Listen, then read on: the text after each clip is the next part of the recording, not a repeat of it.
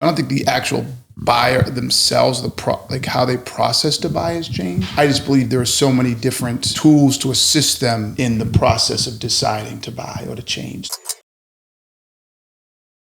The internet has allowed them to find things that they wouldn't have found before. Mm-hmm. The internet has allowed them to get information and compare. The internet's allowed them to see what other people think before, right? Mm-hmm. So all that information is either bringing a buyer to the table who's already biased in their decision and or allowing them to evaluate you after you've done your little dog and pony. Back in my day, buyers had literally relied on the salesperson for information. Mm-hmm. And so douchey salespeople knew that and they could just, say what they wanted to say and the buyer would be like, oh. And now the seller is out there, like everybody can see him. So you can't expose. Yeah, you're exposed. Yeah. But I do agree that I think the power kind of shifted. As you said, like it's much easier right now to find information online, which can actually be fake, to be honest. If you look at the software industry, most platforms out there are really I think pushing companies to kind of like fake these things. I do feel that the fact that we have so many options now with so many ways of getting information about a specific tool, etc., that sometimes people feel overwhelmed. Yeah. And that we are going back because of all this information to relationship with sales rep. Mm-hmm. And knowing, as you said, that people are more exposed, I think it increases the trust you might have to like a sales rep or someone like giving you information. Mm-hmm. I've seen a massive pivot towards product-led growth motions. How on earth would you want me to buy a $100,000 car or a wardrobe worth $75,000 and asking me never to try it on and just getting the store representative to describe it to me? So all these companies are coming to Becc and saying shit. Like, what's our product-led growth motion? We need to give them some kind of sample size. And like, I think why the salespeople are struggling to adapt is they're like, well, what do I do now? Now I can't describe my product. Now this person is beforehand going in and seeing the dog and pony show beforehand. And I hope that it's forcing sellers into, unless you know how to diagnose, you're of no use anymore. Buyers are terrible buyers.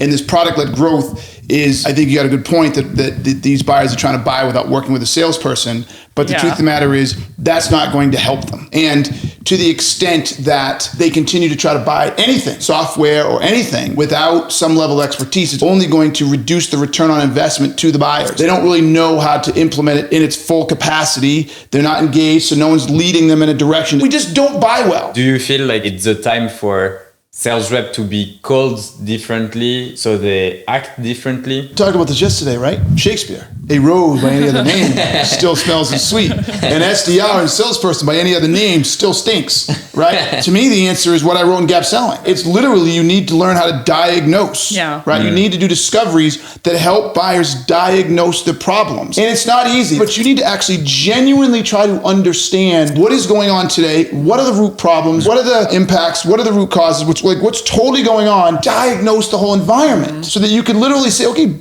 this is the key. Based on what you told me, G, and what you're trying to accomplish, what I hear is going on, my recommendation is this for these reasons. Mm-hmm, mm-hmm. And it becomes a custom recommendation. Yeah. Salespeople cannot do that. They cannot do that 99%. So what they do is, to your point, they say, well, hey, check out my mic. It's adjustable. It's got this and it's got that. Come on, buy. Right? And they have no idea why the person would need it, what they're trying to get out of it. Mm-hmm. So no, the answer to your question is we don't need to change the name. We need to change the behaviors and expectations. It is because the objectives that we give to salespeople in general are not always aligned with, the expectations of the buyer, or like at least doing a good discovery and understanding their pain points to help them solve it. I don't think the objectives we have as salespeople are jacked up. Like I agree that, look, salespeople that's their job. You got to sell shit. Yeah, you right? got to sell. So I don't have any problem with quotas and all like those objectives and driving money. Mm-hmm. What I have an issue with is how they push the way they're getting there. Yes, how they salespeople to get there correctly, right? And what they evaluate in the CRM. Salespeople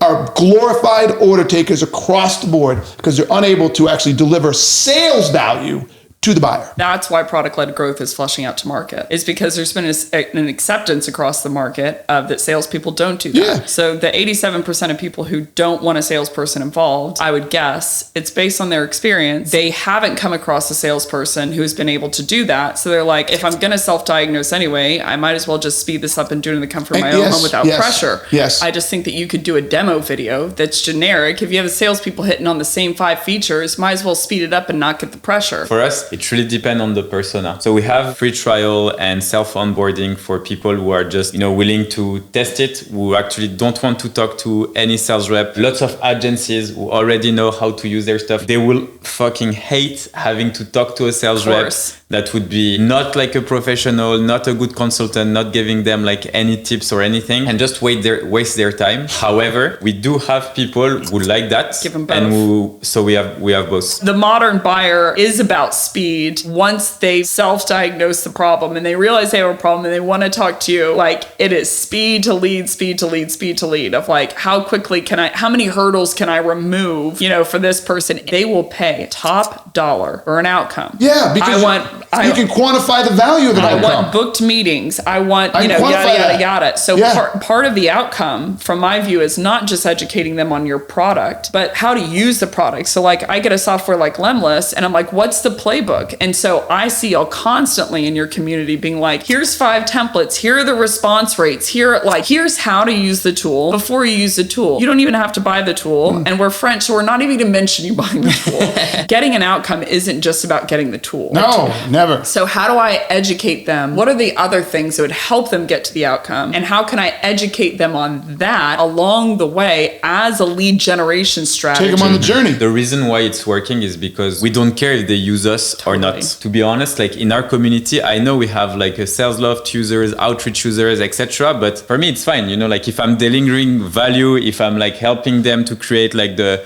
best sequences, the best cadences or whatever, no matter the tool that they're using, I'm fine with it, because it's more important that the industry change towards like personalization, building relationships. Sometimes, down the line, if people change company and you've brought them tons of value, you will become the best option. Yes. And that's it. That's really simple. And it's a long-term game. To me, attribution doesn't make sense. You're spending your money on the wrong thing. Focus on helping people, focus on delivering value, focus on the end results or the outcome for your users. And first, this is the only focus. And I repeat to my marketing team, when I see them looking on how many specific keywords people are searching for. Rip the computer out of the wall. You Jerry and I'm Maguire. I don't give a fuck that your article ranks well for XYZ. How many people did share it? How many people did write you a message to say, oh, you know what? You've changed my life. Oh, this is the actual metrics you should look for. But people don't look at this. It's because everyone right now think that being data driven is the only path to success. While actually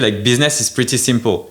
Help someone solve a problem. Yeah. They will give you money for it. Totally. It's easy. This is the real salesperson, a field expert who is after helping you, who has not only the confidence or the integrity, but is desirous of saying no to you when it won't help your outcome because they know that you'll look back at them. For me, it's it doesn't matter how long you've spent at a company. What matters is what expertise did you get from it. Right. So if you're in an industry where you need an expertise, whenever you want to hire someone new and that person has been in the industry for 5 years, you should ask them questions related to the industry. Totally. And test that. I also do feel that people in general have a lot of adaptability and that you can learn an industry in 2 to 3 months, depending how curious you are. Sure. You can't be a consultant unless you know something about, you have some level of expertise on the buyer. You just can't know enough about every single business you sell to. And to my opinion, it's less who you're selling to in the business you're selling. So if I'm selling to a fintech, I really don't care that it's the CFO. What I need to understand is finance, right? Right. And so here's where everybody misses the boat. I want someone who understands my space and my product, but I can teach that. Right. But I want someone also who understands the space they're selling into, but I can teach that as well. Where it comes together, and this is where this pick, come back to the pick, there's only 3 or 4 or 5 or 6 business problems any business solves. Right now, you can have conglomerates, right? Like P&G. Well, okay, they've got 1 million products. So of course, but if I go to actually that product, the Dove soap, there's only 1 or 2 or 3 business problems that Dove soap solves. And then if I go over to Palmolive or I go to fucking toothpaste, different problems. But the point being is, by company and or product, there's only a handset. And because they don't know those, they don't know how to make the bridge. So when I find out with the 3 or 4 problems that Lemlist solves, business problems, it doesn't matter if I'm talking to a CFO, CEO, a director of sales, if I'm talking to someone in marketing, it doesn't matter. I just have to understand how are these problems affecting you as a marketer versus you as a director of sales versus you as a CRO versus you as a CEO. That is a much easier bridge to cross. But because the people aren't in tune with that, they don't know how to teach them on that, and everything goes haywire.